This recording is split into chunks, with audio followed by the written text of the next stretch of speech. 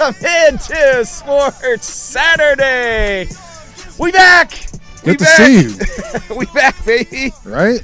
Joe Fish back in the fold. And my mic's falling apart on me already. I'm trying to get back, shake the rust off. Joe Fish the third here. Rashad Taylor across the faux marble table. What a tie. Across the non-foggy glass, Jordan Schultz. I can see you. This is Sports Saturday on the Fan Sports Network. 105.1 The Fan, 1080 The Fan, Odyssey app, YouTube, and Twitch for the kids. We're back. We All lit. right, we're good. I realized this morning, I was like, all right, let's do the math. Let's do the quick math here. How long was it since we had all been together again? And I think it's been about a month. When I go back on the calendar, I think it's been damn near a month that all three of us have been, and mostly my fault. Yeah. The three of us haven't been back together. So it was just Jordan and I before 4th of July. Mm-hmm. And then 4th of July happened. And then the next week it was just Jordan and I. And so, yeah, it's been about a month. So the last show we were all together for was June 20th. Nothing really happened. Yeah. Not a lot going on, right? Yeah, slow news week. Yes. And then the following Saturday, I was fully intending to come into the show. Fully, I'm sure. Until I got home Friday night, or I guess Saturday morning, you should say, of June 27th at 4 a.m.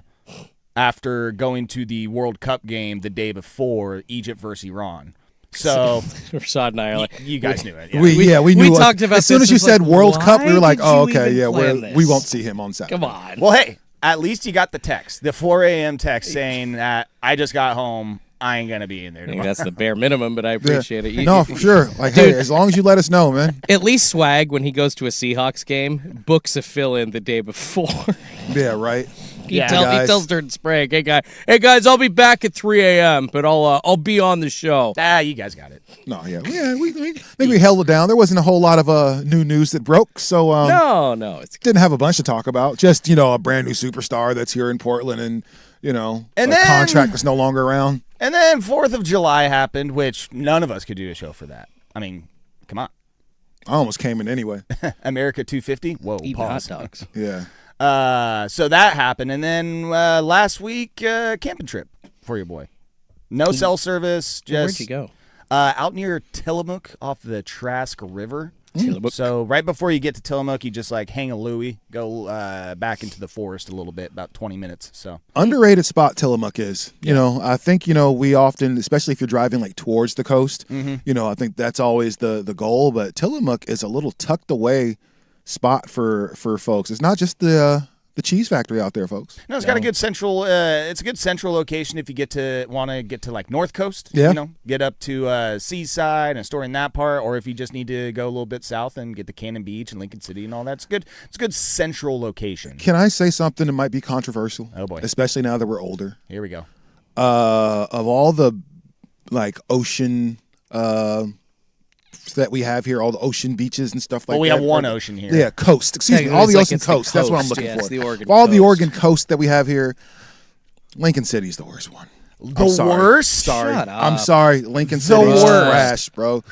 There's You just- nothing to do there. Everything That's closes at blasphemous. 7, 8 o'clock. There's That's a- 3 restaurants. That's a true There's controversial- 2 anymore. restaurants. That's Come a on, man. controversial take. That's I'm sorry. extremely Listen, controversial. I recently went to Lincoln City. Actually, the last 4 times They we've been to the close beach, at 8. it's all been Lincoln City. I have a very personal connection to Lincoln City where I cannot agree. I- with no, that Yeah, sentiment. as thing, do I I. do too. Go, lay yours out first. Growing up, I did too, right? This is when, before school started, my family and I would usually go to Lincoln City and we'd hit the outlets and do some other stuff. The outlets. It was always Good old Lincoln City it was always a good time to me. But now that I'm older, it's like, man, this is trash. There's nothing to do after Well, they got 6 o'clock. They got the casino. Yeah, they literally have a Don't casino care that's about open the until casino. 5 a.m. Don't care about the casino. Don't care about the casino. Don't care about the talking casino. I'm about? sorry, y'all. I lived in Vegas for 5 years. I could care less about a casino. Yeah, I mean, I could probably think of my least favorite coastal town. I will say favorite coastal town though. Which one? Newport, hands down. It's a bay. Like aquariums, yeah. You got the bay. You got an actual coastline, great beach, great food. I mean, I love it. Well, see, Absolutely now, love it. Now I just sound like an ass because my favorite is Lincoln City. So F you, Rashad. I don't know. See, and I got married in Lincoln City, for God's sake. and I know Papa. It's sentimental for you. Hey, though. I know Yeah. that Papa Fish is listening right now, Papa Joe, and he is a Taft Tiger alum. All right. Oh, sorry about that. So My bad. these are fighting words, okay? And So- if you ask him, those 1980 or 79 Taft Tigers football team, I'm sure they it should was have made lit. playoffs. I'm all sure right? it was lit out there. Ask You know, your dad if he remembers, like, when Lincoln City was still kind of just like 4 or 5 different towns, Taft included. Ah, 'Cause yeah. I think That's that right. happened when he was younger, when they all just kind of melded into one, and there was like this. Like like- Salishan is like its own kind of little Exactly, area. and there Yeah. used to be like this like theme park over like on the Oh, I coast didn't there know that. too. Yeah. There was something to do. Like, ask your dad about it. It was the Disneyland of the Oregon coast. Not even close to the size, but like we had something there. Disneyland of the Oregon that's what coast. somebody said. That's a name. Well, that's what we got. So Man, it's the Oregon listen. coast, for God's sakes, and this was what, the 60s I or mean, 70s. I'm not gonna throw out town names, but I can imagine there are some coastal cities south of Newport that are woof. Oh, I'm sure there are. like Coos Bay. But of the main ones, I've never been to Coos Maybe. Bay, so I of, can't say. of the main ones that we for sure know. I have been to Coos Bay for like that's where the 2A basketball tournament used to be. You know what I mean? Sounds about right. Yeah, right. And so I have 2A. been to Coos Bay. Shout out to Coos Bay, but nah, Not son. not really. Nah, son, we're good. But yeah, I don't know, man. I say this every time I go to Lincoln City. Like, man, this is so boring. And like, there's nothing to do. There's nothing for adults to go to, like outside of a casino. It's like, I don't want to do that. There's a don't wanna lot gamble. of bars. There's a lot of different that activities close now. at 10. You We can- went to one bar. It was like a Saturday. They closed at like 12. It was like, which is I would standard. agree. I but would agree with you that a coastal like city anywhere needs to have a couple of late night it's spots, seaside. like outside of the casino. But if you want to drink, you literally can get one until 2:30 a.m. in Lincoln City. So I don't know what you're bitching about. Well, hey, Newport. Everything. We spent a weekend down there for my buddy's wedding a couple of years ago. nice. And at nighttime, we tore the town up. There's a couple spots open late in In Newport. Newport, okay. Yeah, definitely. I mean, good. the local fishermen definitely weren't happy about this giant wedding party in their local dive bar. But Well, they can go. Yeah, like. we made lemons out of lemonade. Well, No, didn't they we used did. to have Rogue there? And I think that was actually like a later night place in Newport. Obviously, Oh, yeah, now Rogue's long closed. gone Yeah, now. Rogue is gone. We went to the Pelican Brewing that was out there. Yeah, in Pelican's Lincoln great. City. Yeah, Pelican's Man, awesome. I looked at that menu and said, "Am I at Ruth's, Chris? Is this El Gaucho? Like, why is everything Dude, here the so food there- expensive?" no, the food is awesome. But it's It's actually cool. it pulls But through. I'm not paying $27 for a burger. That's insane. well, that's that's coastal prices. That- yeah, I That's- was gonna nah, say son. that is I went that's a to- vacation market, nah, but son. When me and my dad went to the coast for our little fishing trip like a month and a half or so ago, that was basically standard. Damn near every place was like burgers were 20 plus. Yeah, 20 so- bucks a no, you piece. weren't getting out for less than 22 for a burger. There is the one thing I love about Lincoln City is the spot that I always get. I stay at this place called I'm not gonna tell anybody because then they'll book it. But it's it's got a nice little. It has a So number many one, people listening. has a hot tub in the front room. Like, there you go. Start there. Like that's and it's well, like right, in your hotel room. Yeah, Sounds in like the a front safe- room, Sounds and then like a safety hazard. But I continue. mean, and No, those are the best no, places. it's awesome. It's awesome, and the room is just right, looking at the ocean and everything like that. It's like it's an awesome spot. So the room is always the best part of going to Lincoln City. But outside of that, it's like, man, this is pretty. Barnacle Bills went there, tried to get some like smoked salmon and some smoked stuff, and look Yeah. at those prices. All of a sudden, it's like, when did they jump up $17? So now there's like $55 a pound. It's like, yeah, we're good. We're okay. I can smoke salmon at home. So yeah, I've been just been gallivanting around the Pacific Northwest, man. As much as I love camping, 4th of July, all of it, the World Cup, that Dominated the headlines, man. that game. I went to Egypt versus Iran. He went to the Pride game. Yeah, it was the pride match between Egypt versus Iran, and there were no problems. Like I didn't see there was nothing. I'm sure they didn't even care. Oh, It was dude, like, what's a pride? Yeah, it was there. I saw a gay dude and an Egyptian guy talking to each other. Yeah, Oh my right? God! Like and like just hamming it up. It was great. It was fine. Yeah, it was all good. Yeah, it was quite a day because we drove up that day, went to the match, and then drove down that night. And I mean, I don't even know where to start. It was just like We got to a point, like we parked in the parking garage, which there's a whole story behind the parking garage situation, but Way like near Lumen. it was like a mile and a half north of Lumen, so we had to walk Okay. a little bit. But Oh, you kind know, of. Okay, I gotcha. yeah, like a little bit north of Pikes Market, near the and hotel district more. a little yeah. bit, yeah. And so Closer to Space Needle.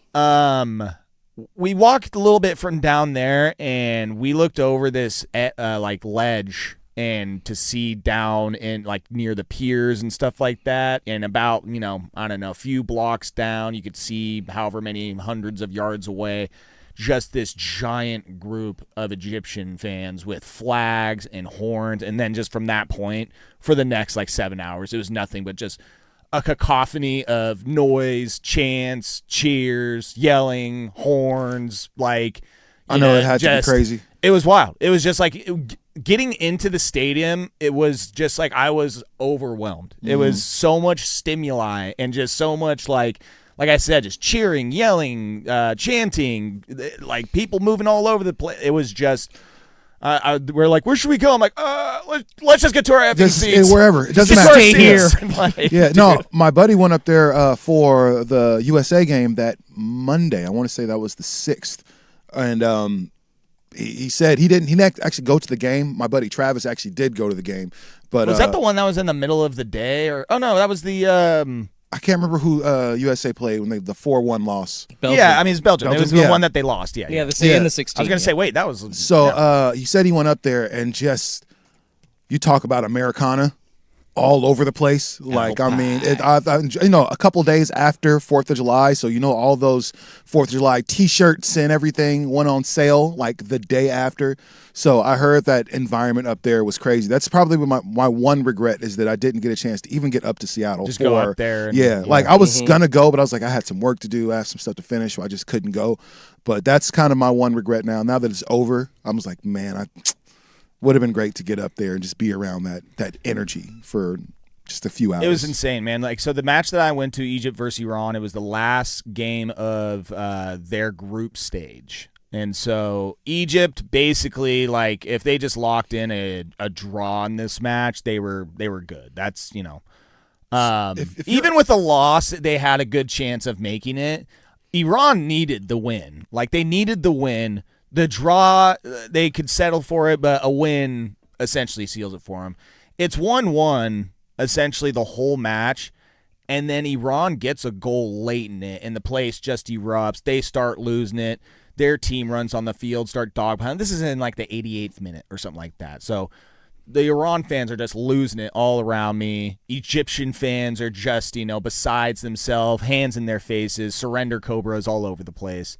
And then during the celebration, during this moment, a fan even jumps over the barricade, runs on to the field, broke like 6 tackles. nice. He fell on the ground and somehow did some sort of like contortionist Hey, move. Seahawks, you need a running back. Heyo. Go get him. It was Beast Mode 2.0. Yeah. Like he couldn't be stopped, and then he finally just gave up and hit the deck. They take him away. They go and review it. Offside, no goal. See? And so this guy ran on the field, caught a charge. If he was there visiting the country, he probably got flown back. Oh, that immediately. night. Immediately. Yeah. I was thinking about something, fellas, and you can tell me if you thought about this at all. How crappy does MLS feel right now? Well, according Like- to them, did you see their promo and their commercials that they're running? I did right now? not. They said, "Thanks, world. We got it from here." No, you don't. No, you don't. Hey, because, the Timbers, dude. They won 5-1 the other night. Because guess what? That's Who? great. Good job. Hey, Go Timbers. Hell yeah, we're home of the Timbers. Go You better Timbers. celebrate Yeah, that. that's what's up. No, yeah, we go are. Timbers. Just done a World Cup win. But here's the cool part. Like we've conditioned ourselves to believe here in the States that we do not like soccer. We're not a soccer country. Like that's just not what we do. And the World Cup came over and just completely took over everything. And it's like it's not that we don't like soccer. Footy Fisher. We over don't here. like you. We don't like the product that MLS, kind of puts out there. So it's not that the states don't like soccer.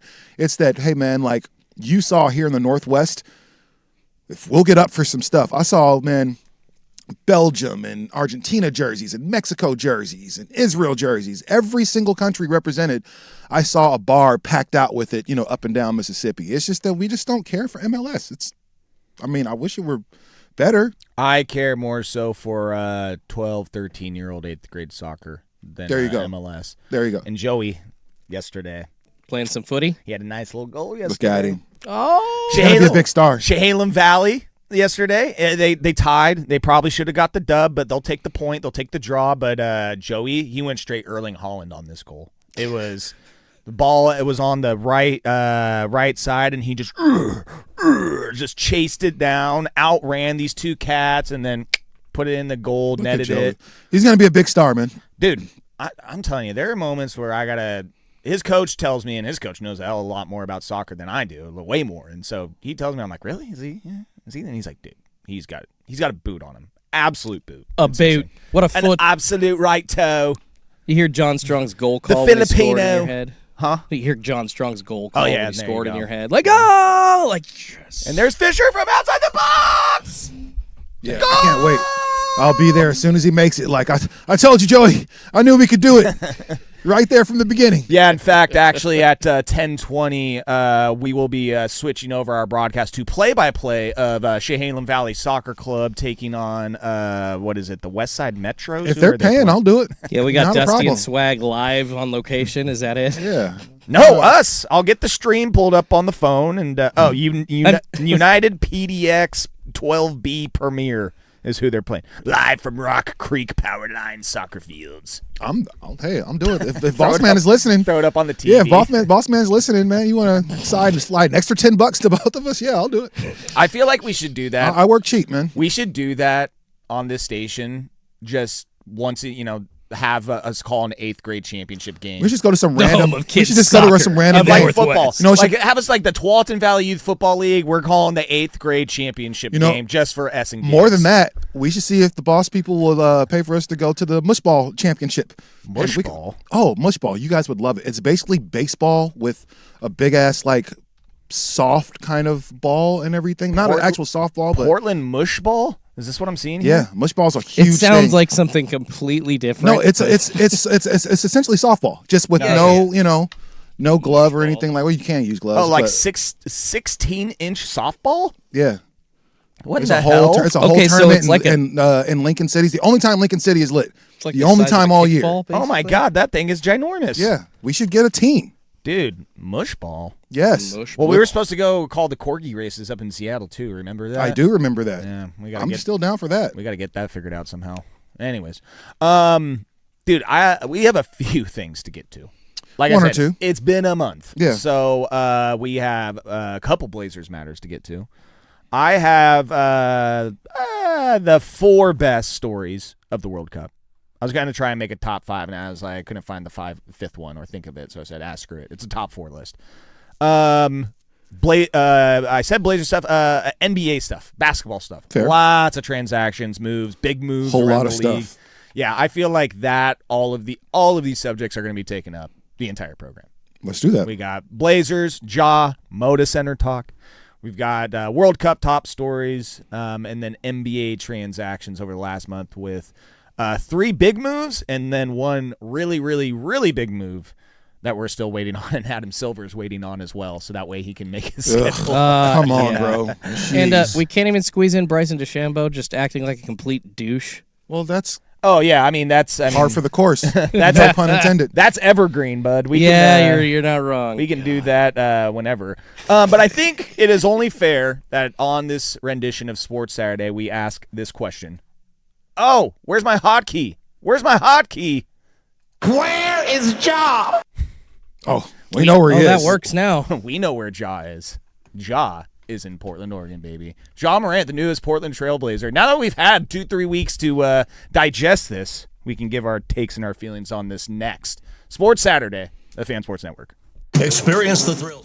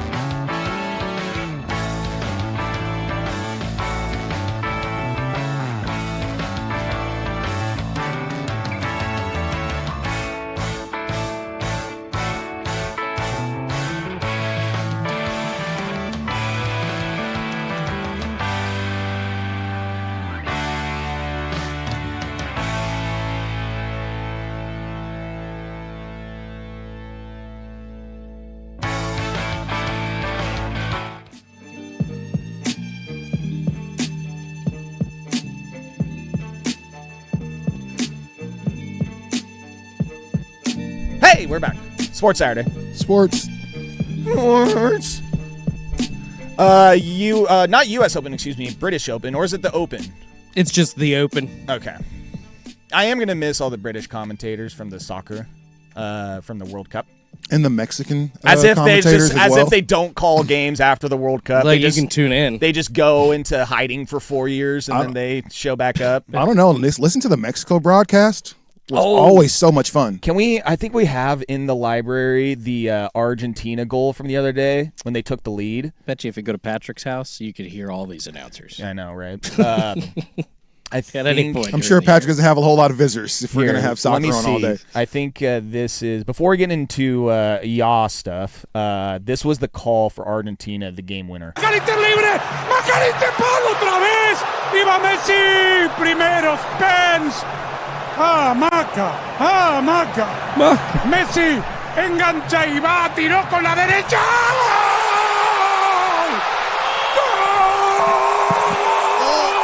That's Not an Argentina fan, but that was an matter. awesome call. All I want, I'm going to play it one more time. I just want the last part where he just yells on the goal, Derecha! All I know is that means right. That means Izquierda is left, Derecha is Oh, right. I learned that from the Max.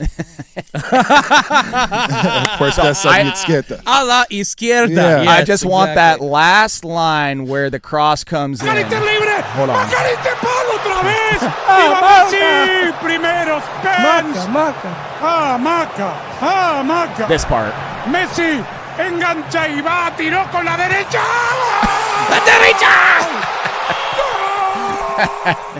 That is so The great. roar of that crowd. It reminds was me of this insane. guy, the UConn game winner versus Duke. Yeah, he's not in the same league. Yeah. You just Not- can't even get your voice out Not even anymore. the same. Just- Yeah. I think he's shocked at how bad Duke effed that up, too. Yeah. Well, I couldn't get my voice out or say words or speak when the notification came across the timeline that the Blazers traded Jeremy Grant and Chris Murray for Ja Morant. It's still so funny to say out loud. At this point, and we can get into the whole makeup of the roster, we will. But to me, I'm just like, with this team, this franchise, this city, sure, F it. Why We'll take not? it. Why not? I don't care. Can I It's trust not Grant? Jaylen Brown. It's not Giannis. But do something wild, crazy, weird that's gonna have people actually remember that. Oh yeah, Portland has an NBA team. That's right. They're relevant. Wait, Ja Morant? Oh, okay.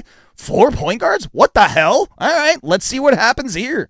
I will say, I uploaded the roster on 2K by the way already. Oh, to so give you're it updated. to give it a little spin, give it a little run. So far, 7-3 in the first 10 games. Ja Morant leading scorer for the Blazers. I mean, we We'll may take not, it. we may not We'll even take it. know if those are all the pieces. There might even still be another change or two before the regular season. Very true, very true.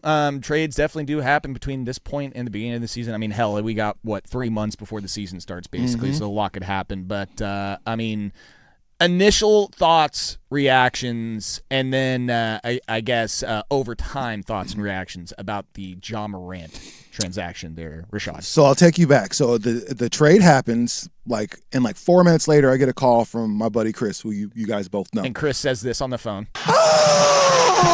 Quite the opposite, actually. He gets on the phone and was like, "Oh, did you see?" And I'm like, "Did I see what? Like, what happened?" He was like, "Portland trades Jeremy Grant and Chris Murray," and I'm like, "Great, This like, sounds phenomenal. Let's great." go. And he was like, "For effing Ja Morant," and I was like, What? My first, what? Like, and then I look at it and everything. And he goes and he's talking, like, "Oh, this is just so corny. This is so dumb." And then I thought about it, and I was like, "Wait a minute, man. You telling me we just got rid of Jeremy Grant's contract and got Ja Morant for it? Like, Would you rather have And he was Jeremy like, Grant yeah. or Chris Murray or Ja Morant? I'll take Ja Morant 1,000 times a day. Like, Ja is one of those guys." So I start thinking about it, and it's like, wait a minute. So you're telling me, like, somebody that was considered the most exciting player in the NBA now plays for the Trailblazers? Like, for real? It's like, "Oh, but yeah, last year, he's been trashed for the last couple of years." Like, last year he averaged like 19 and like 6. And these were career lows for Ja, and people lost their S about it. You mean to tell me that dude is coming to play for the Blazers and he don't even have to be the guy like that anymore? He can just be somebody in the second unit, maybe somebody to play alongside somebody on the first unit. I went from like, that's kind of weird to I effing love that. In this day of small ball or positionless basketball, Ja Morant on the Trailblazers, Ja Morant and Shaedon Sharpe coming down on a break with Drew Holiday or Dame running the – stop it, bro. Yeah, I'm all in. And then listening to, everything Ja's been saying since then, like initially, like that's kind of weird. How does that work? But it's not, you're right. It's not Jaylen Brown. It's not Giannis. But this is the splash that Blazer fans have been waiting for a long time. And so, like, I want to make sure to, be fair about the whole move is just because when this happened, it was like, all right, sweet. What's next? What are they going to do to – That was the big thing, yes. Yeah, and so – when you look at the totality of the roster and the team, it's like, how much better is this team really? Like, what, 4 or 5 more wins instead of a 7 seed? You're a 5 seed, maybe. I think I said 6. Yeah. So really not that much improvement. At this point, I've been a Blazers fan almost my whole life. I had a short stint with the Charlotte Hornets. I think we all did. When I was 10. I think we all experimented with the Hornets at some point. Yeah, exactly. They're not better. They're just different. They're starter jackets, man. They got us all. But these last few years, the team has been uninteresting to watch. Yes, we follow the team. There's plenty of drama concerning the team, whether it's the coach, the ownership, the GM, the city, the whatever. There's plenty of news off the court that keeps this team interesting. The on-the-court product, though, has clearly not been pulling us the last couple of years. Yeah. And so this year, obviously, the Damian Lillard factor is going to pull people in. But now just this weirdness of this roster and the makeup of it, like, to me, it's just intriguing. And as someone, again, basketball, NBA, it's an entertainment product. Yes, I want to win championships, but give me something to watch and be intrigued by. And if this thing goes into the side of the mountain in the first 20, 30 games, peace. Don't got to commit time to it. And then we're in the same situation we've been in for years. What are we going to do to get out of it and rectify it? But to me, I'm just, again, give me something interesting. And to me, having Dame back, having Ja Morant, this is what I said a few weeks ago. I was filling in on Luke's show. There has never been a basketball player in a Blazers uniform that has the capabilities that Ja Morant has. Never, when ever. he is at his best. Question is, are we going to see that Ja Morant again? That is a big question mark at this point. But we haven't seen a player like him in the league ever. At his size and his athleticism, Derrick his Rose, spring. Derrick Rose, Yes, correct. Westbrook. He The list is short. True, very true. He always looked to me like a Derrick Rose kind of Damian Lillard combo. And when Ja was young, because you go look at his stats, he has years where he actually was able to shoot the 3. And if he can get that mid-range game back, it is going to be a dangerous Ja Morant with the Portland Trailblazers. So I always saw that potential. It was like Dame plus the ability to get to the hoop and absolutely finish like maybe a Scoot Henderson, but much better.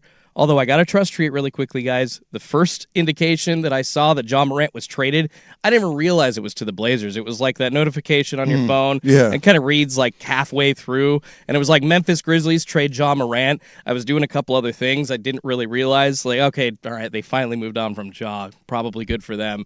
And then like 10 minutes later, I get a Phone's text. blowing up, yeah. It's like, dude, what did you see? And I'm like, holy S. Like, as far as Joe goes saying this is kind of a crazy thing to do, I did not believe it at first. It was just an unbelievable out of this stratosphere kind of move that nobody had talked about. But the Blazers are really good at those. Everybody says, oh, hey, they're going to make this trade. Watch them going for Jaylen Brown.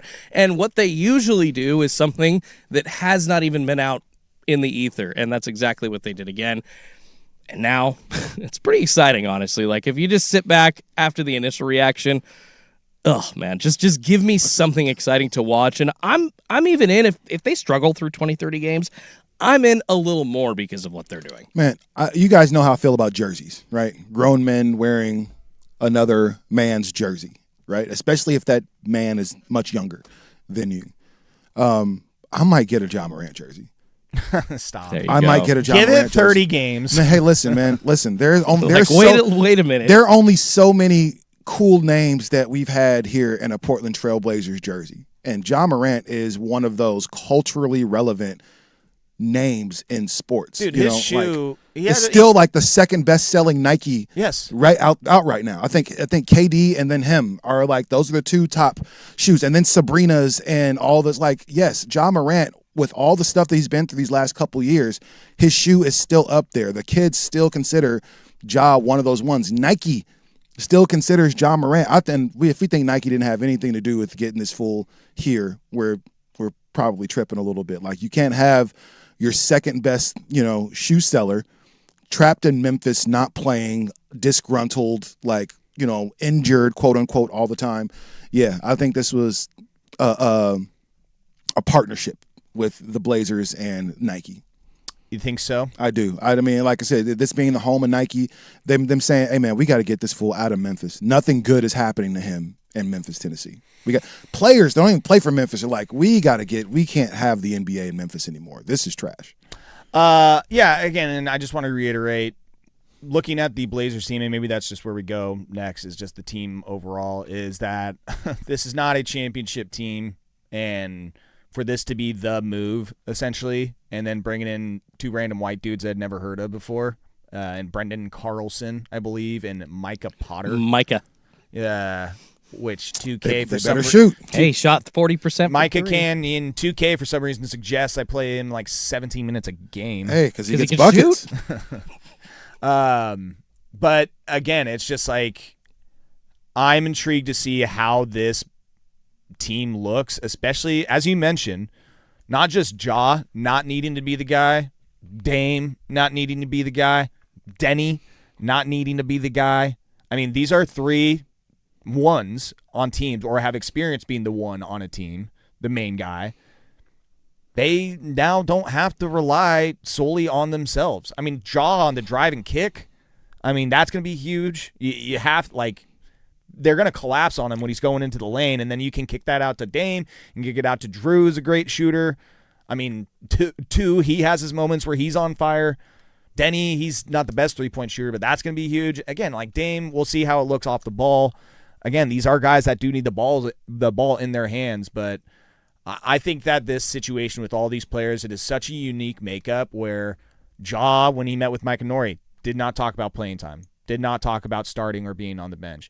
And Mike even said that, hey, if he says he doesn't care, which Ja mentioned at one point, he's like, man, I don't care. Like, off the bench, start, whatever. Mike is like, all right, well, if he says that and it's a problem at some point, he's got to own up to the fact that he said he was okay with that, coming off the bench. So I'm intrigued to see if all these guys, ball dominant, usually used to being the one, these 3 primarily, how they're going to work all together. Yeah, I don't think it's going to be a problem, only because it'd be different if Ja Morant was a shoot-first point guard. Mm-hmm. The truth is, it's still a dude, and a down year for him last year. Dude averaged 8.1 assists to Memphis. In Memphis, name another player that plays for the Memphis Grizzlies. Currently, or did at No, that time? when Ja Morant was on the team last year. Well, I mean, Jaren Jackson Jr. was there. Was he? He might have been injured. I don't know. I was not watching a lot of Memphis Grizzlies Zach basketball Edey. last year. Zach Edey, exactly. The list is short, and the point is, this fool was Cedric averaging Howard. 8 assists in those few games that he played, and so yeah, I do think things can be a little bit different, for Ja here. All right, we're way up against it. Take a break. Get back into some Blazers stuff. Talk about the Moda Center. There's been a lot of moving parts. We'll get to the latest on that next here. But Jordan Schultz, Sports Center update. Now, from the George McCoy and Warren Allen Sports Desk, a Sports Center update on the Fan Sports Network, 105.1 FM and 1080 AM. First on the Fan, round 3 of the Open Championship happening across the pond right now. You got 4 tied atop the leaderboard at this point. Ryan Fox was alone. He has actually finished up his 3rd round already, sitting at 8 under along with Siwoo Kim, Sam Burns, and Lucas Herbert now jumping alongside him atop the leaderboard. Kim on the 10th, Burns on the 9th, and Herbert on the 7th right now. Over to the hardwood, the Portland Trail Blazers down in Vegas in their Summer League consolation matchup against the Utah Jazz. Take the loss 83-79, the final. Young Hansen 3 of 8 shooting, throwing up 9 points, 1 of 2 from three-point land. Did have a double-double, though. Or, excuse me, did not. He didn't get 10 points. He got 9, but he did have 10 rebounds in the losing effort for the Blazers. And on the diamond, the Mariners taking a loss to start the second half of the season to the Giants, looking just as listless as they did at the end of the first half. 7-0, the final grand slam given up by Bryce Miller in the loss. And back at it tonight, 5:08 first pitch between Wu and Webb on Mariners TV. More sports scores and stories in 30 minutes. I'm Schulte from the George McCoy at Warren Allen Sports Desk. Heard missing work, insurance companies acting like jerks. Don't call your mom. Call George McCoy at warrenallen.com. The home of dirt and spray.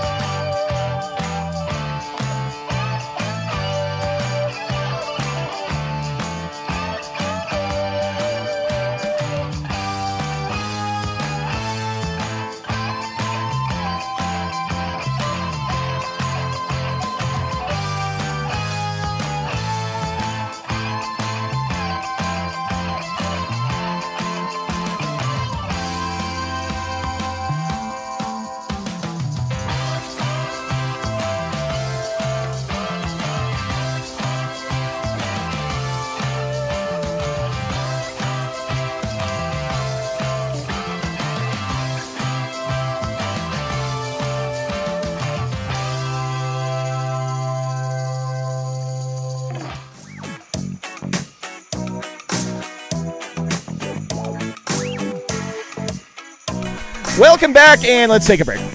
All right. That is the most primetime segment I think I've ever heard. Good job. It's my fault, too. This is what happens when, someone misses like a month of shows. Yeah, there's a lot to catch up on a lot of the time. So Yeah. Probably would have been good to ask the fan man ahead of time, like, hey, man, I'm adding an hour on Saturday. Right. Maybe just do 3, just this one. We got to catch up. Just this one day. Just this one. You know what I was thinking about too, guys? Man, football season is approaching. Oh, my God. It's close. It means 6 o'clock shows. Oh, maybe a couple. Yeah. Oh, Yeah. God in Yeah. heaven. I think know. there's one early game on the Ducks calendar. Yeah, but we don't know yet, No, mostly. we do. No, for one, yes. The Oklahoma State game, we will not be on air because that is a big nooner 9 a.m. kickoff. And we don't want to be on at 4. I mean, I do. I want to be here. All right. Can we record the show the night before? I don't know about you guys. I try to be here whenever I can. All right. Oh, Except for sure. for, when you don't Yeah. show up. Except anyways, for camping trips or fishing trips or. Yeah. All right, I hate to do this. Let's get back on the clock. Seriously, because That's I want to do a big old Moda Center seggy next. How about that? All right, it's a very contentious subject, not just here but across the nation. And it shouldn't be, but whatever. Yeah, we suck. Like, This it is the shouldn't most be. Portland thing ever that's happening right now. All right, we'll do that next here. The latest on the Moda Center kerfuffle, if you will. Sports Saturday, Fan Sports Network. Dear Soccer.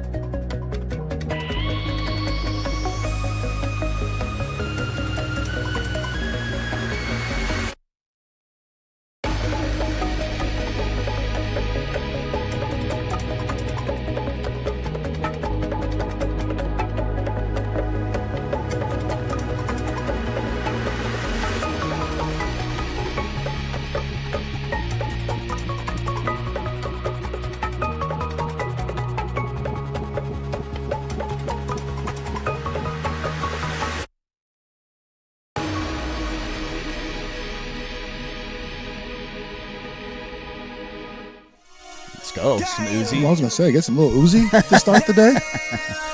Woo! Dude, this is a hype song right there. I just want to. Imagine this in a renovated Moda Center. Just 20,000 Blazers fans. Ladies and gentlemen, your Portland yeah. Trailblazers. Like, yeah, that would work. They're running out. This is like when they warm up, right? Like coming out for their shoot around. Dude, yes. Well, let's try and get that money, huh? That's 600 mil. We did the whole. I think our last show is when we went through the notes of the 600 mil, where it's all coming from and how we're getting to it and everything. And been a lot of back and forth. He said, she said. The city wants this. The Blazers want this. Want that. Oh my God. I believe it is a Wright Galloway of K2, if I'm getting all of that right. He's done a great job of covering all of this over there. And I'm trying to find his Twitter because he recently posted, and it was the offer sheet, the term sheet from the city for the Moda Center, which I don't think anything that they put in there was like out of like left field too crazy. So here you go. Right Gazaway, excuse me. Okay. Apologies, from K2. The city 2 days ago sent a draft term sheet today or the other day to the Blazers. Here are the terms the city highlighted, waiting on the team's response.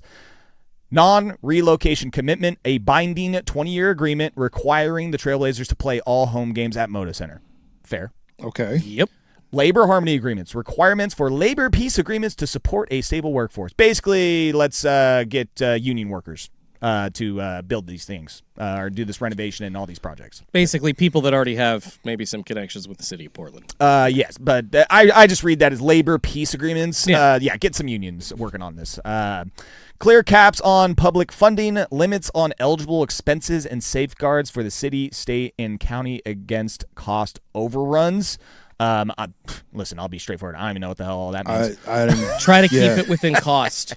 Okay. Which yeah, could, yeah, it there you basically go. keep Don't it under overspend, budget. yeah. For good effing luck. That never happens. Thank you. Payment, a $3 million annual payment for property tax offset payment from RIP City Management, escalating over time, with proceeds shared among the city, county, and Portland Public Schools. Fair. Well, Tom Dunton already mentioned that, talking about paying the taxes at this rate. And so basically the city's like, yeah, you will be on the hook for that for sure. Community benefits, commitments, requirements for community event access, local hiring, sustainability standards, and partnerships with Albina-based organizations. All fair. I feel like this is all basically like, hey. Keep it local. Yeah, keep it local. You're staying here. You're not moving. You're locked in for 20 years. You hire local union workers for these projects. Well, in the Albina neighborhood specifically, the Moda Center, the Rose Garden being Albina built, Vision Trust. Exactly, it displaced. There's been that long debate of people being displaced, of black residents that had to basically move because of freeways being built in that area, because of so much happening. So this is basically to do what we can to make sure that we are giving back, because we took that land and we ain't never giving it back, and that sucks. So that's keeping that going basically. I think those are all fair points, and this is the thing that, I mean, this whole, and if you listen to our show, I'm sure you're listening on Monday through Friday, and I feel like a lot of our opinions are the same. There's been a lot of bad reporting and aggregating of 100%. this story that has gone outside of Portland to make it look like A lot of what? fear-mongering. We a lot have of to fear-mongering. they want Portland to pay all $600 million of that. Yes. $365 million is from the state. Mm-hmm. 88 is from the county. 120 of that 600, technically 573 million, is from the city. It's not a full 600 million. And honestly, that 120, when it gets broken out, like some of it is from the sale, some of it is from that clean energy fund, which that needs to be found out. That's like 60 or something like that. Yeah, or and it's 80 somewhere basically around. like that stuff can only be used on parts of the renovation that are going to be zero emission, green, help with lowering it, things like that. And again, just when I look at this, it's like I almost want to, because there's people in this city that just look at this and they say sports bad, billionaire bad, 600 million, no way, F you, go somewhere else. That's where I want to shake them and be like, hey, take a look at this stadium deal in this other city. They had to pay $1 billion. And Look LA at this or all these other places. Look at this city over here, Miami. Oh, you know what Dade County did? They got absolutely raked over the coals for this stupid Marlins stadium that nobody goes to in the city, and all the residents are paying for, and the county is paying for the next God knows how many years. A lot of money for it. A lot. This happens all over. So for us to essentially, and I feel like it is a small vocal minority, which is annoying because it's smaller, the fact that they are bitching and moaning about this small of an investment from the city in a building that they own, they are the landlords of it. Like, I just don't even see, and again, maybe we get to the point, like, what would kill me in all this is if we get the city council vote and it ends up being like 10-2 in favor. And it was just like, this was all for nothing. Like, they're going to be like, and I don't know how it's leaning, what the, how people think, but I could totally see a few of the city councilors are like, I don't know about this. We'll see. And then end up just like, okay, yeah, we're going to vote for this. You know, I have to be real. I think there are some city officials that kind of like this scenario that they're in right now, that Portland is in. I mean, let's think about this.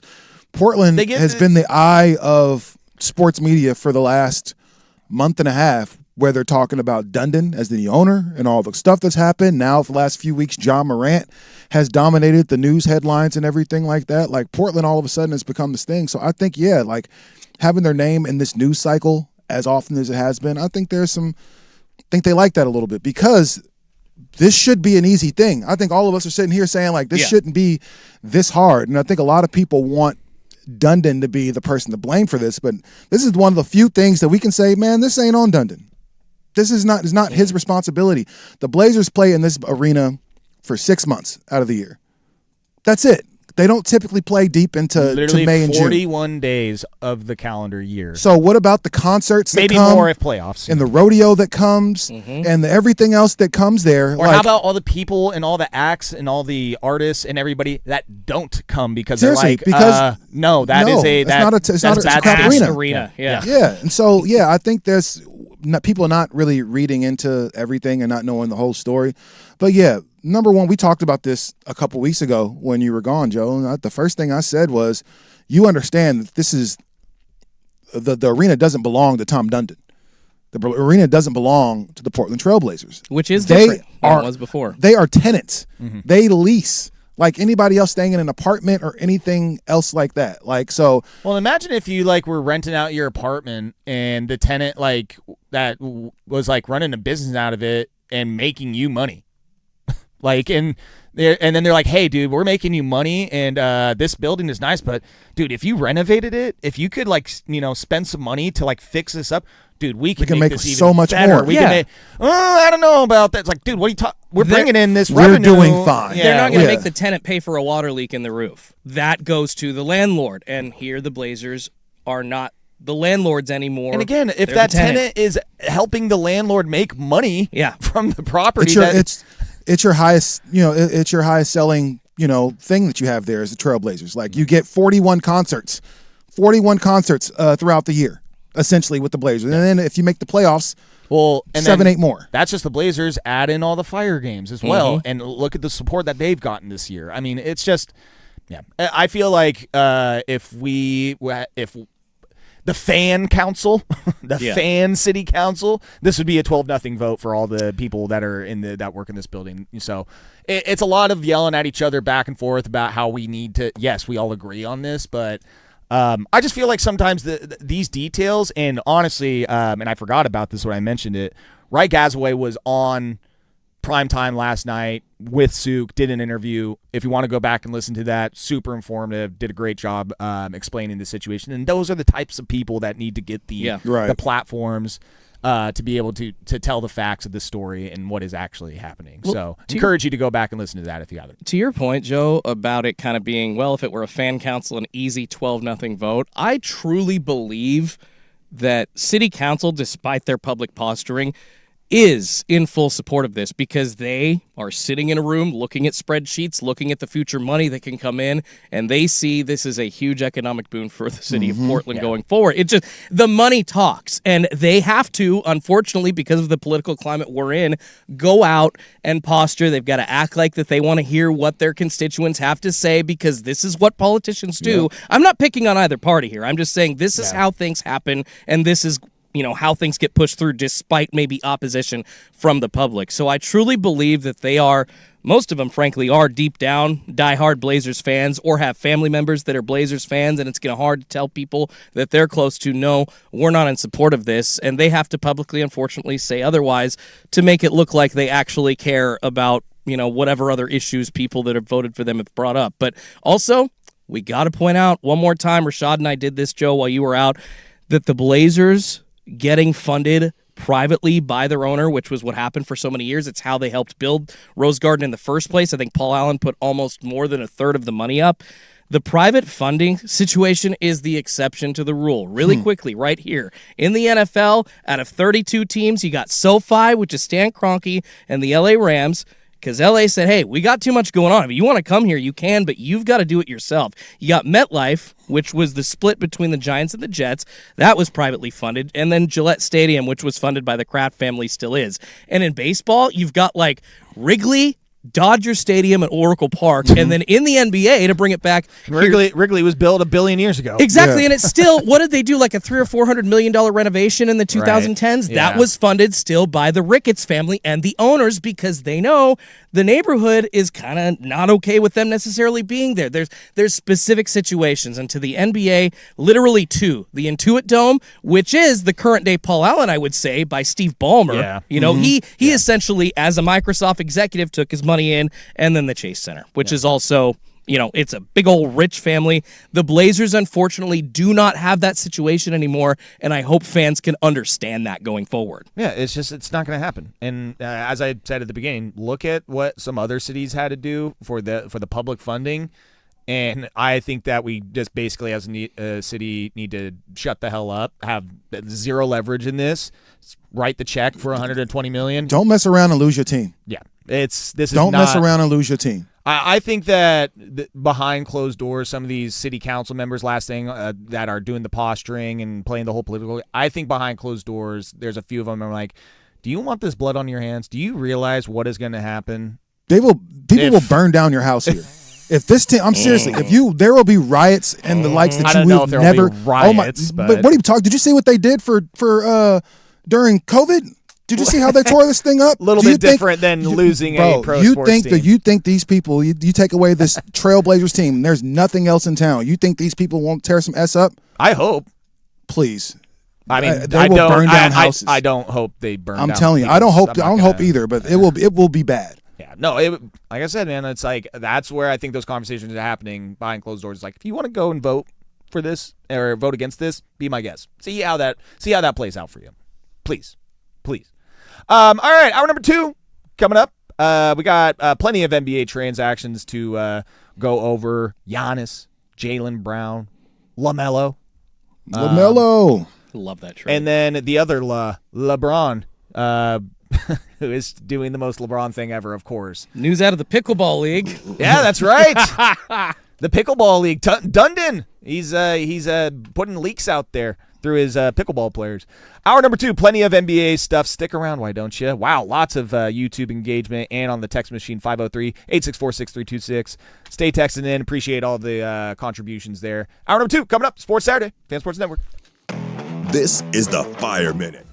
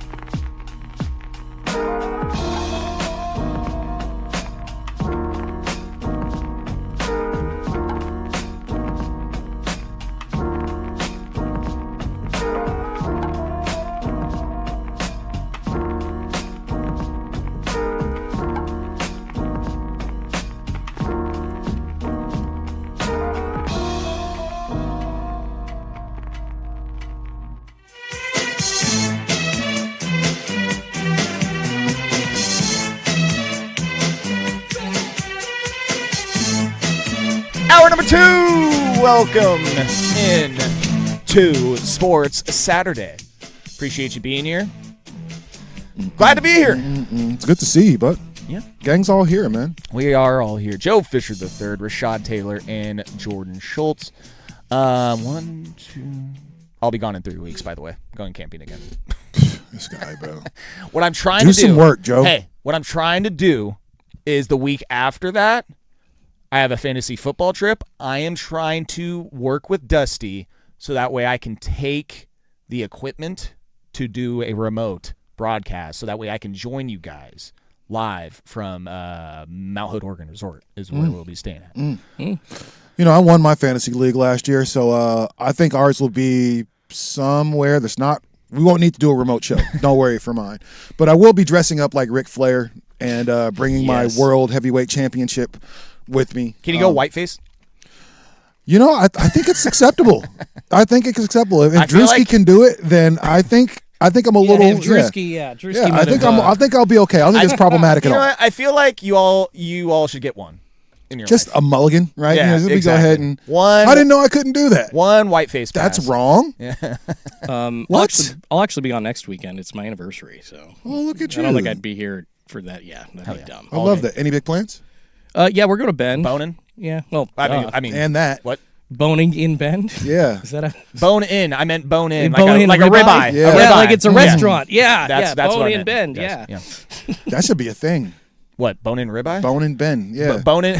Yeah. Bend. Seriously, we just came up with a new It's a restaurant. bone and breakfast. How about that? Yeah, that's awesome. All right. I hope that we can get to this maybe around like 10:30 ish. Bryson DeChambeau, the doucher, pulled possibly his douchiest moment of all time last night at the Open. That's saying a lot, man. That is saying a lot, and it's pretty well known my feelings on Rory McIlroy at this station. arch enemy. Boy, that guy, he gained some points because he said some things in his press conference about Bryson DeChambeau that I think that everybody could agree with.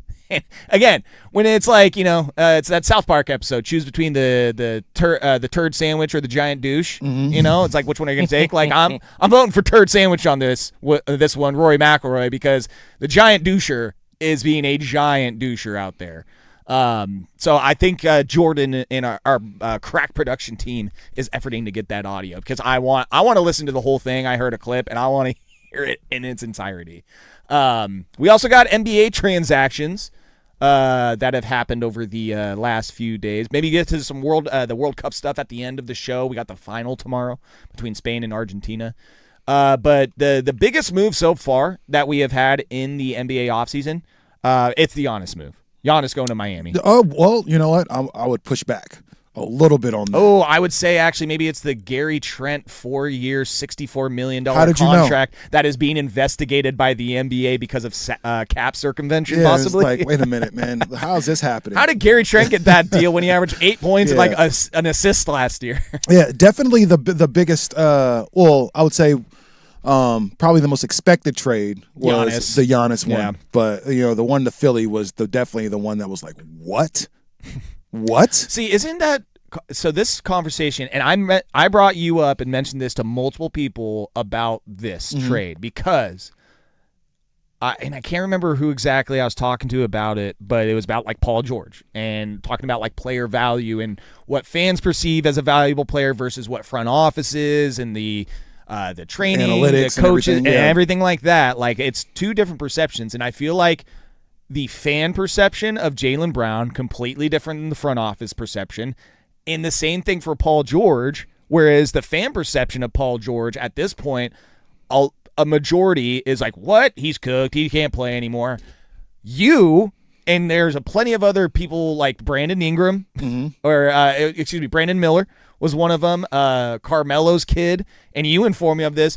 Paul George is like the GOAT to some of these guys. Yeah. If you're like in high school and college or just kind of. some of these like hoopers and guys that are in the league grew up watching Paul George, and like he is one of their idols to him. And so when I saw this move, people are like, what? Jaylen Brown for Paul George and a couple firsts? I'm like, dude, I think Jaylen Brown, that whole discussion around his value, I think that is a legitimate thing in the league where he is not a net negative, but does not provide as much value as the fans think he does, and Paul George does. Whereas he does provide a lot of value, where the fans are like, Paul George, he sucks. He's 35. He got suspended. But culturally, like I said, amongst the kids and amongst everybody else, else, I think that trickles he's one of them one. I think that trickles into the basketball community of coaches, front office, trainers, scouts, all those guys. Like, they're all in the same circle. Mm-hmm. They're all, so like when you hear Brandon Miller and Carmelo's kid and dudes who are really good hoopers saying that, oh, I didn't watch blah, blah, blah growing up. I watched Paul George. Like, his game, I could emulate that more. Like, he's my GOAT, is what some of these guys said. That's what a lot of them said. I felt like that trade was like, should have showed to the fans that the value of these, like the true value of these players. That Paul George's value is a lot higher, according to these coaches' front offices, and Jaylen Brown's value is a lot lower than we think it is. Paul George is also a Nike guy, right? He's also a guy that has his own kicks. He's, for all the crap that he's been through and for all the injuries over the last few years, man, Paul George is still one of them ones, especially in the eyes of like young basketball players and young basketball fans. And it is kind of weird because when you talk about value, right, Jaylen Brown is one of the best two-way guys in the NBA. I mean, we can't really say the same thing about Jason Tatum. I don't think he's a terrible defender, but he's not a good defender as Jaylen Brown. And you're talking about Kobe, we did it. And you're talking about a guy in Jaylen Brown who was, and I keep forgetting now that there is a conference finals MVP, right? So he was the Eastern Conference Finals MVP, won you that series, and then was the actual NBA Finals MVP. I'm still trying to really figure out what exactly Jaylen Brown did wrong. For that 1 year in Boston, he really carried that team that was supposed to be a bottom feeder without Jason Tatum, and he still took them to the playoffs. Yes, they lost in the first round against Philly. They weren't. Weren't ready. But I think it's him saying that he was proud of his performance in a year without Jason Tatum, and he wasn't wrong in that. Like, this year, I was supposed to be the number 2. I had more points than I've ever had, more assists than I've ever had, more this. We still made the playoffs. We were supposed to be dead in the water, and yet and still, like, I can't be proud of my performance. I can't be proud of my team. Like, what was he supposed to say? Yeah, this year was sucked because Jason Tatum wasn't there. It's like, yeah, you didn't win the championship, or you didn't even win in the playoffs. But I think it's criminal to kind of say that he isn't as valuable. And I think that's one of those things when you heard that old quote, and I hope I'm saying it right. It was you're standing too close to the trees to see the forest. Yeah, I think that's kind of one of those things with Jaylen Brown. Is like, you don't really see what you have in a guy like Jaylen Brown. I think now that he's going to be playing against you 4 times a year in Boston, that team in Philadelphia is insane. Insane right now. It's going to be fun. You know what I mean? And so, as long as they're healthy. As long as they're healthy, like, they're good. And even if they're not healthy, even if Embiid is out, you still got Maxey, you still got Edgecombe, you just got Jaylen Brown. That's a murder's row right there as far as like a starting lineup. But no, I'm still struggling to see what exactly Jaylen Brown did wrong. And I think he's really trying to figure out, like, what exactly did I do over here? And I just won a championship 2 years ago. I think I just feel like and I have no problem him being like, dude, I had a great year this year, and it was one of my favorite seasons because I got to run the team and be that guy and got us to the playoffs. I just think it was kind of a short-sighted comment after what happened in the playoffs. Sure. Where, yeah, he was the guy, but like, he wasn't amazing in that first round. I felt like he did force some things, and you did blow a 3-1. He did blow. Series. He did blow a 3-1 series. Not, to be fair, not him, the team. Yeah. But again, it's just like, you were the superstar, and we don't really give that to Jason Tatum, right? To say after a month after that happens to be like, boy, that was my favorite season. I told you in the moment, I was like, I don't like that, dude. I was like, to me, it's just like, dude, you just lost to the Sixers after being up 3-1. That's like KD-esque, like being like, losing 3-1 or being up 3-1, losing the series, and then being like, man, that was a lot of fun. And I'm out. I understood what he was saying, though. It's like, man, my teammates, Peyton Pritchard had an amazing year. What's the bald guy's name? I'm Derek White. Right. Derek White had an amazing year. You had guys come off your bench that, played really well for you. People that hadn't played in a long time or played consistent minutes were able to step up and give you big minutes. So, yeah, you're talking about maturation of an entire team. Yeah, I think that's something to be celebrated, especially when everybody picks you to finish as one of the worst teams in the East and you finish as one of the best teams in the East. Like this is one of my favorite seasons. So I understand. I don't know that they were projected to be one of the People worst projected teams. them to be. We looked it up. 7, 8, 9? We looked it up. Their win total, it was like 46, 47.5 or something like that. It wasn't. They were meant to be terrible. They were not projected to be that good. That's playing, right? So like 7, 8, 9. You know, something around there. Yeah, around there. So still projected to be 7, 8, 9. You finished third. Second. Yeah, come on. And they got eliminated in the first round. That's cool, but yeah. By Paul George. Second. Jason Tatum was on the floor too.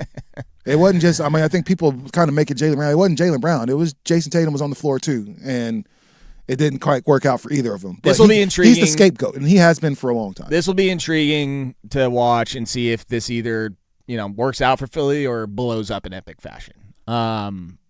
We are also waiting on one more transaction to happen in the NBA, as is Adam Silver.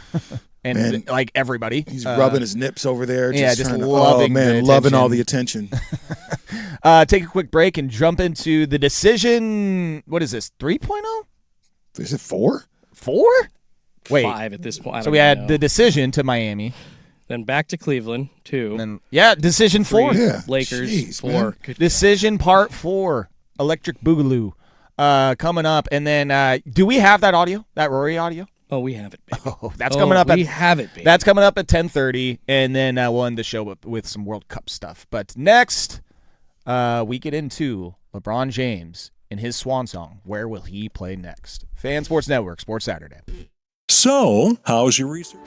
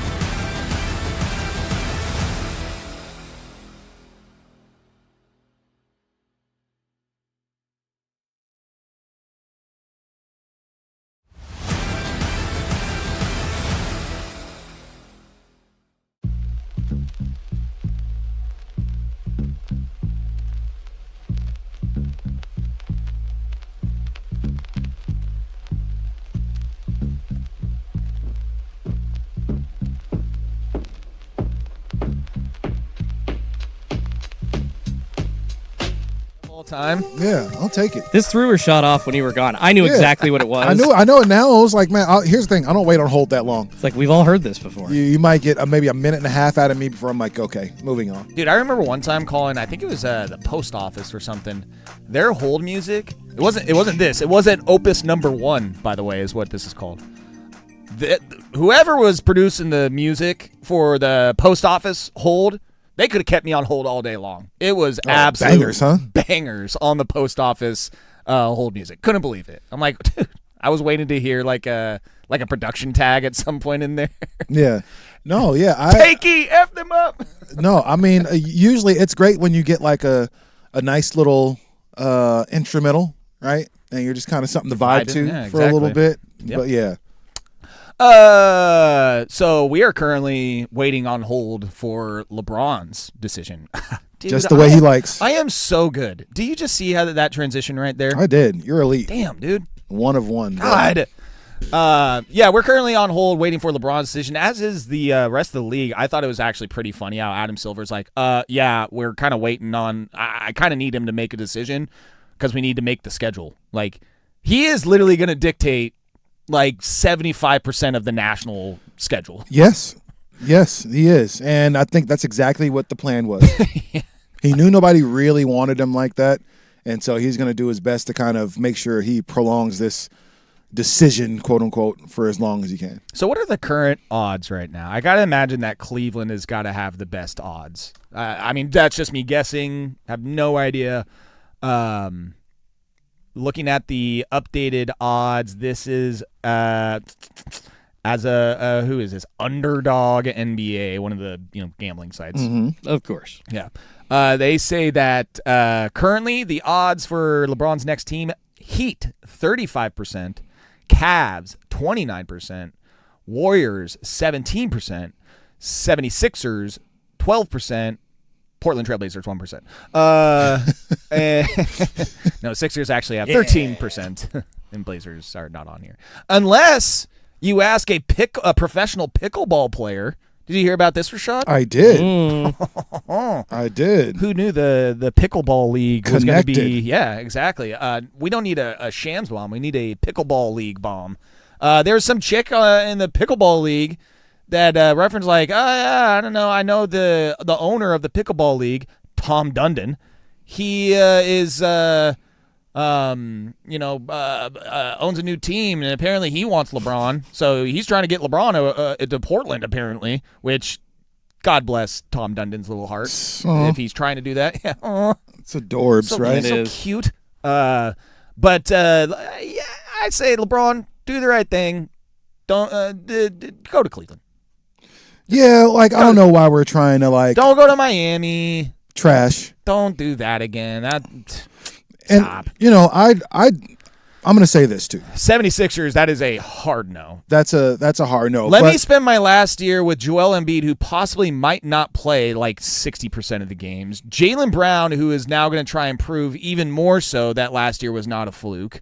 While also bringing along a young, scrappy guard and Edgecombe, and Tyrese Maxey to me is not a concern. I mean, that guy seems No, he's going to be cold wherever he goes. He's cold. He's good. Yeah. So. No, that's the LeBron makeup though. If there are any teams that would be set up for him, it would be a team like Philly, right? You've got another couple of superstars and a young point guard. Like, yeah, I think that would be the team that LeBron is most looking like. Man, I can get number 5 there playing in the East. I think he's seen most of LeBron's career outside of LA. He's spent in the Eastern Conference. He's dominated the Eastern Conference, for his entire career. And then he went out west and found out, man, holy hell, this is really tough. Like, I cannot get out of the West. You're talking Denver, you're talking Minnesota. Just think about the teams he's been eliminated by over the past few years in the playoffs. He's the Timberwolves, not better than them. The Warriors, not better than them. The Nuggets, so he's pretty much been put out by all of the teams in the West that were kind of up and coming, with the exception of the Warriors. I think a team that's set up, ready-made, like Philadelphia, would be exactly what he would do. The obvious answer to me, Joe, like you, is going back to Cleveland. Yeah. That's not. I mean, you're in your career there. You play with Donovan Mitchell, who just signed an extension. Evan Mobley, Jared Allen. You have Evan Mobley. You'll have Jared Allen, so you have some bigs there, so you won't have to do that. I'm guessing that James Harden will figure something out contractually to go back to Cleveland if Yes. that is the case as well. James Harden's still one of the better point guards in the league if you're just looking at his numbers as a ball handler and everything. So, yeah, I think Cleveland would provide the best opportunity for him to kind of ride out into the sunset and potentially get a ring. And then also, I like him going to Cleveland because it does a few things. Number one, it gets James Harden that much needed ring. That's the only thing James Harden needs for his career is a championship ring to kind of solidify that this whole 17 years he's been in the league wasn't all for nothing. A championship ring for Donovan Mitchell, who I think a lot of us believe has been quietly one of the best 15 to 20 players in the NBA over the past 10 years, but still hasn't been able to get that championship He takes goal. a step every year, seemingly. Every because remember, for a long time, he's like, man, he can't get out of the first round. He can't get out of the first round. He's never been out of the first round. Then he got out of the second round. Then he finally got to the conference championship. So maybe with the LeBron, that's that final year that he needs to get to the championship and actually win. So I think it makes the most sense for him to go back to Cleveland. But it's LeBron James, so he'll probably, I don't know, Go to the Warriors He'll and do something I annoying. see like at the Warriors or something Dude, like if that. he goes to the Warriors, I swear to God, that's one of the more bitch moves if he goes to the Warriors. I mean, if you listen, I'm cool with it. It's a bunch of old dudes that can't guard anybody. Cool. Seriously, Jimmy Butler. You hope he's back by time LeBron is on the floor for them. Draymond is not the defender that he used to be. You don't have that type of shooting anymore. Go for it. If you want to be a 7 seed in the West, go for it. Going to take a quick break and get to some golf, some British Open. Scotty Scheffler, and I'm not even kidding you, just pulled a Joe Fisher and missed like a 3-foot putt for par. Oh, Like literally just sailed Come on, it Scotty. right to the right of it. Dear God, You man. can do this, Scotty. Scotty! It's only Saturday. Scottith! Come on. That was rough to watch. I'm going to see that probably a couple times myself today. See me do it. Let's get into the Open because we got some audio to play. Dude, Bryson DeChambeau has seemingly one-upped himself in pulling one of the douchier things he's ever done. And Rory McIlroy, he had some choice words about last night's situation at the Open where Bryson was assessed a 2-stroke penalty for giving himself a better lie backswing by stepping over a bush, stamping down some tall grass fescue. We're going to play that audio next of Rory because he has definitely gained some points with me based off of what he said. We do that next here. Sports Saturday, Fan Sports Network. But first, Jordan Schultz with a sports snort. Now, from the George McCoy at Warren Allen Sports Desk, a Sports Center update on the Fan Sports Network, 105.1 FM and 1080 AM. first on the Fan, the Open Championship Round 3 in progress right now across the pond. Lucas Herbert is the current leader. He is at 9 under through 11th in his third round. Got a couple tied for second, actually 3. Ryan Fox, Sam Burns, and Jackson Suber all at 8 under, it looks like. Fox is already off the course, and he climbed all the way up from 50th to near the top of the standings today. Over to the hardwood, the Blazers taking a loss to the Jazz, 89-73 in the NBA Summer League consolation matchup last night. Young Hans had 9 points on 3 of 8 shooting, had 10 boards as well. And over to the Diamond, the Mariners looking pretty bad, just as bad as they did at the end of the All-Star, or the end of the first half of the season going into the All-Star break. Basically continuing that same level of play. 7-0 loss, giving up a grand slam and another home run to the Giants last night. 5:08 first pitch tonight. Webb v. Wu on the bump. You can watch it on Mariners TV. More sports scores and stories in 30 minutes. I'm Schultze from the George McCoy at Warren Allen Sports Desk. Hurt and missing work. Insurance companies acting like jerks. Don't call your mom. Call George McCoy at warrenallen.com. Your home for the Oregon Ducks, the Fan Sports Network, 105.1 FM and 1080 AM. Hey, it's Suk, and everyone's always asking me what makes advanced hair restoration different from all the others. Well, allow me to share some details, plus tell you about their once-a-year summer savings event.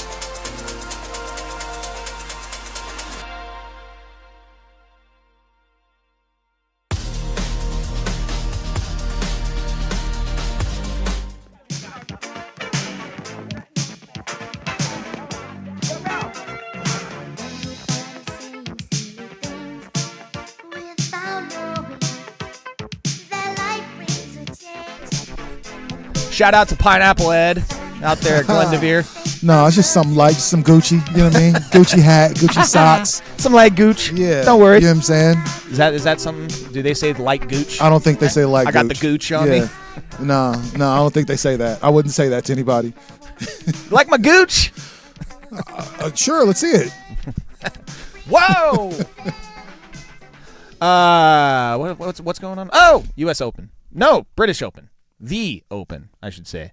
Is it just going to turn in? So first it was the British Open Championship, then it turned into the British Open, and then it turned into the Open Championship, and now it's just the Open. So then next year it's just going to be the golf. the. Welcome to the. What? Yeah, that's it. It's going to be very confusing for folks. Welcome to a great tournament at the. And also right now on the Open is Bryson DeChambeau on hole number 14, hitting his approach shot. People boo and hiss when he comes up. Well, he is the center of controversy at the Open because last night on, I believe it was hole number 5, he was brought back to the hole because on that hole he went a little wayward. A shot got away from him. I believe it was either his second or third shot. He ended up in some tall fescue. It was a mess. He was in some crap. And when he is shown by the people like, hey, here is your ball right here among all this tall grass, he walks and approaches the ball and takes a unnecessary sidestep and angles his foot in a way that essentially stamps down the fescue in the tall grass right behind his ball and right behind his shot. So what he's doing is improving his lie, is improving the conditions around him purposely so that way he can give himself an easier shot, easier angle, easier back and downswing, blah, blah, blah. Rules officials brought him back to the hole, told him this, was assessed a 2-shot penalty, and the camera during this whole thing of the rules officials explaining to him, it is ridiculous. Mm-hmm. Bryson, demonstrative, waving his arms around. You know, you can see him at one point, I think, wording, I'm not going to play tomorrow, is, I believe, one of the statements that he said. Just throwing an absolute hissy fit, acting like a complete bitch. And Rory McIlroy, the face of golf, was asked about this situation, and I believe this is about like 2 minutes, so it's a little bit longer of audio. Correct, Jordan? So it is, I believe, the question about the situation, Rory's answer, follow-up question, and Rory's thoughts on Bryson DeChambeau, and that is where the real juice is in this. So take a listen. So I was watching it live. I was up in the players' lounge watching it with a few other players, and as soon as he made the step into the ball, we all sort of looked at each other and were like, that didn't seem right. And then when I heard that he was called in by the rules officials, I think it was pretty obvious for why. And yeah, I mean, I think there's no doubt that he improved the line of his backswing. So, and again, it's like whether it was careless or whether it was intentional, I don't think it matters. Hopefully it was careless. But I think the 2-shot penalty was justified for sure. What did you think of the scenes after? Obviously, you guys were delayed getting your tea times as well because of it all going on. Late night for everyone. Yeah. I won't pretend to be up here and defend Bryson. I'm not particularly fond of him. I think a lot of it's performative. I think a lot of it's for attention. And to hold the tournament hostage like that and Go ahead and cook. have all of us, volunteers, players, everyone waiting on him to depart, I didn't feel like it was a great look. Do you think he knew what he was doing?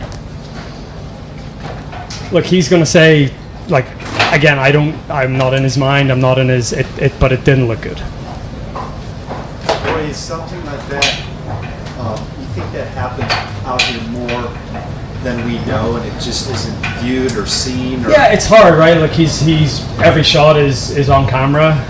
There's a lot of guys that play this week and their shots aren't on camera, so you can say that that's unfair or whatever, or it might happen more than it does, but it's obviously impossible to police everyone, and that's why it is for the most part a self-policing game. But I think when there is obvious evidence like there was last night, then obviously that's a different story. Go ahead and cook, Rory. For real, dude. That was... Yeah, not a golf clap. You get a full, Yeah. Yeah. He said what everybody... And he probably, held back a little bit. He probably did not share his full opinions. No, that was a very, very media... but just to say, media-driven answer. I'm not very fond of him. I think it's all performative. I think it's all for show, basically. Like just calling someone out. Which I love. I think it's for attention. It's just like, which I love. How many Yes. athletes actually come out and say, "Yeah, I just don't like dude. well, and now I'm not a fan of him." Well, we have seen this now, at least with two well-known golfers, and Brooks Koepka and Rory both coming out. And I mean, I don't know if Brooks has it on record somewhere saying that he doesn't like Bryson, but with their feud a couple years ago, you can tell that Brooks does not like Bryson. And then this whole thing with Rory saying, yeah, I'm not fond with him. I think it's all performative and he's doing it for attention. It's just like, dude, Like they all hate this guy. Bryson DeChambeau is the quintessential golf douche. Yes. Like we've talked about that before. We talked about what golf douche He cares kind more of about looks like. YouTube at this point. And the than- cool part is the YouTube thing actually kind of helped him a little bit because prior to that, like he was really a doucher and nobody really liked him. At least the YouTube thing kind of helped him be a little more likable. And then it went right And back then the like, other way. and I just had to as we're sitting here, I just had to look up and I typed in douchiest things that Bryson DeChambeau has done.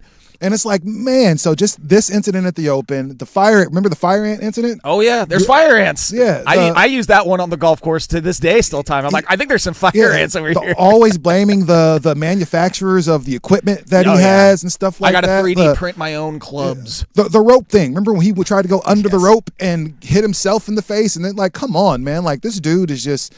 He's not a great guy. And golf it's a very professional sport, right? Nobody's actually going to put hands on anybody. I do wish somebody would just one time, just in the, you know what I'm saying? Give him the good old Tyler Hero. Give you a quick little bop. A little how's your mother? Yeah. Yeah. Well, he is right now spread-legged, 1 foot in bunker, Good. 1 Spread foot eagle on in the the grass. And he's taking forever to try and figure out how to. It's Flustered. he has a very awkward bunker shot, and he is. Bryson DeChambeau seems like the type of guy that tells everybody, "Hey, what's that over there?" and then picks up the ball and throws it. Man, great shot. It's probably my best one of the day. Gosh. Yeah, I love golfer beef. Golfer beef is fun.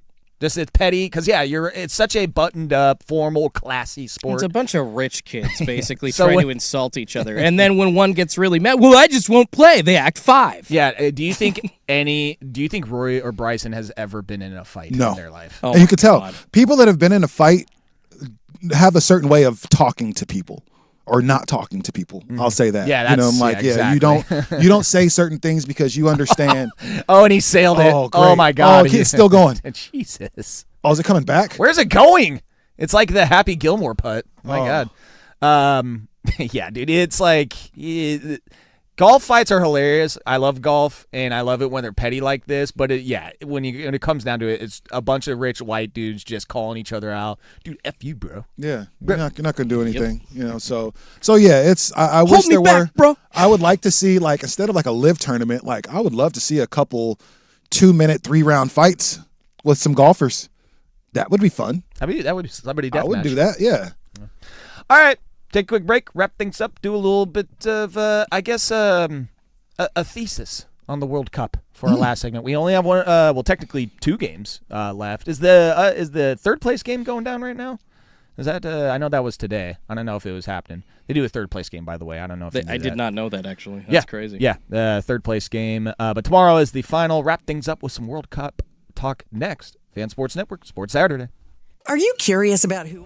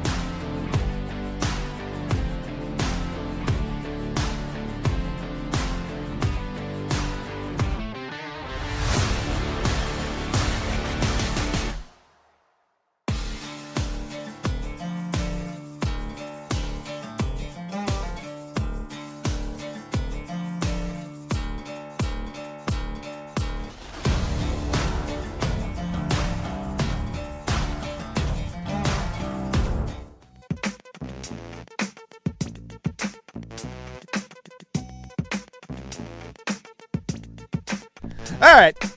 Hot soul plane talk. Yeah, that's right. Just reminiscing on Drake in his early days as Scheffler misses another putt. Come on, Scotty. Damn it, dude. Anyways, World Cup finishes up tomorrow, man. It's been awesome. It has really been a summer experience, Like a none time, other. 100%. a moment that I will never forget. This was as it wraps up tomorrow, this has truly been one of the most unique sporting moments of my life because it did not encapsulate one day or one game. It encapsulated a month and a half of games and cultures and people and cities and countries and everybody coming together. It's the most unique thing I have ever seen in sports. And I'm sure soccer fans are like, hey, Joe, welcome to the party. But it being here, I think, is what being able to experience, not just go to the game like I did, but the fervor, the love, the passion, the excitement for these games, and being able to watch them in the middle of the day, the work day. Yes. I mean, didn't help with the productivity sometimes, but that was awesome. Like just being able to watch games during group play from morning to the end of the day, being able to pop on a random game, Algeria versus Jordan. It starts at 8 p.m. or 9 p.m. And it's like, all right, I guess I'm staying up till 11 to watch this random two teams play, and I'm going to love every second of it. And it's going to capture it. Like, I can't look away. And it's been awesome. And it's one of those like sad moments where it's bittersweet. Yeah, it's over tomorrow. Tomorrow's the last game. Spain, Argentina. Messi in his last run, and Argentina's run has been absolutely insane over the last few weeks, just escaping by the skin of their teeth the last few games. And then going up against Spain, who is just a powerhouse team. But really just everything I've experienced from the watch parties at Goal PDX that we had multiple times out there, to going to the game, to meeting up with the lads to have a pint down at the bar and watch the games. Like this was... And my son's soccer coach said, he's like, I am intrigued to see what soccer looks like in this country going forward. Not from the USA men's team perspective. He's just talking about the more people caring, investing, watching, having their kids play soccer, spending more time watching how the game. Youth leagues respond. Yeah. It's just the culture. Outside of the U.S. men's team, which they pulled the most U.S. men's team move of all time of getting everybody all excited to only crap down their leg and lose 4-1 to a actual team. Beyond that, and this is how it is in cities, regardless of what sport it is, you got to build the culture all the way from the youth level up, and you got to make it but honestly, this is where I think that the U.S. is just going to screw themselves for the rest of the time, is making it more accessible. Because what do we love in this country? We love money. We love it. It's our we favorite. Love getting people to pay hundreds and hundreds of dollars for camps, coaches, clinics, and to get access to things. Whereas European countries, aren't like kids getting paid to be in some of these clubs? Like a lot of them, they get recruited, and and a lot of these clubs are just free, and it's just like, again, to me, it's a numbers game. Get as many people involved as possible, and then you are going to get a bigger pool of people to select from, and then you are going to have more talent available to you. Yeah, I think you just really have to, much like we did with basketball, you really have to take the time and try to cultivate the sport for youth. And I think we do a great job of getting kids involved in soccer when they're much younger. I will say this, is that I feel like that culture has shifted much more than when I was a kid. Oh, I feel 100%. Like soccer now is very mainstream now, even before this World Cup. It used to be a means to an end, right? Yeah. It used to be you play soccer to get better footwork for football or basketball. That's what it used to be. Now, much like your son, you're seeing students that are paying much more attention to the club level and really kind of trying to perfect their craft on that level so they can go to Major League Soccer. As much as I want to crap on it, it's still a big thing, and you still have a lot of young soccer fans that look at the Timbers and look at the Sounders, look at all these different teams, and like, yes, that's something that's attainable for me. I can play professionally here and stuff like that. So, yeah, soccer scholarships do still exist, and they are still giving them away to students, in abundance. And so I do think if we really start treating soccer just like it's a stepping stone towards another sport, I think we will start seeing a lot more kids. And especially, I saw Kevin I can't remember his name. He was one of the broadcasters on ESPN. I can't remember, black dude. I can't remember his name all the way. Please forgive me. But he was talking about his son playing soccer and but he plays in like Beverly Hills. Mm-hmm. So he doesn't play with a Latino kid. He doesn't play with another black kid. So he was like, man, like, how do you know you're even playing against great competition? And so he said he took him to, South Central. He took him to L.A., took him to play with a lot of Latino kids, and found out how far behind that he actually was, because we play in these little silos, right? We play out in Beaverton or out all these other places. Man, we don't really get around these kids that soccer is life. And so, bro, I'm telling you, I know how much it costs for our club for my son to play. And it's not, I understand it. It's a fair price. It's not basketball, right? But there are some clubs around the city that I looked up how much it costs. It's not. It's insane.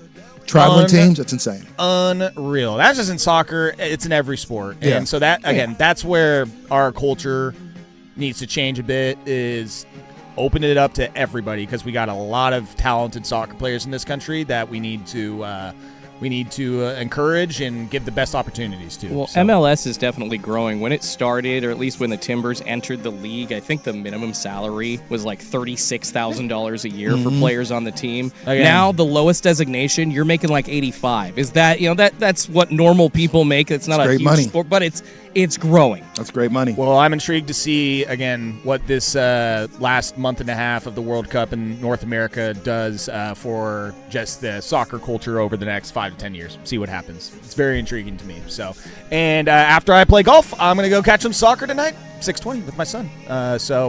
That is my agenda. I hope you all have a great rest of your Saturday. I'm just glad to be back, man. Glad to see you, bro. Yes, glad to be back.